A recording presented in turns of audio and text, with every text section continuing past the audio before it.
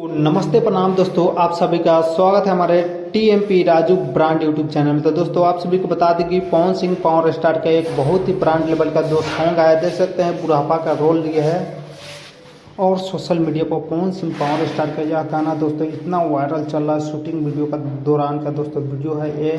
गाना का टाइटल है भगवान करस तोरा लइका के। यह पवन सिंह पावर स्टार का भोजपुरी का नंबर 1 दोस्तों गाना आ रहा है, गरीबी टाइप का। दोस्तों आप सभी यह गाना का सुनना ना मुझे बहुत ही भयंकर गाना आ रहा है दोस्तों। रोल इसमें पवन सिंह पावर स्टार ने इतना खतरनाक रोल लिया है दोस्तों। आप सभी को बता दें कि पवन सिंह पावर स्टार का इस गाने का दोस्तों टारगेट है 1 मिलियन एक दिन में जाने का। तो आप सभी भगवान करस तोरा लइका के यह गाना का अभी तक नहीं सुने तो जाकर सुन सकते हैं, यूट्यूब पर सर्च कर सकते हैं भगवान करस तोरा लइका के। यह पवन सिंह पावर स्टार का भोजपुरी का टॉप लेवल का गाना होने वाला है। आप सभी पवन सिंह का फैन तो वीडियो लाइक और चैनल सब्सक्राइब कीजिएगा, और हमारे चैनल पर नए हैं तो जरूर वीडियो को शेयर कीजिए, चैनल सब्सक्राइब कीजिए।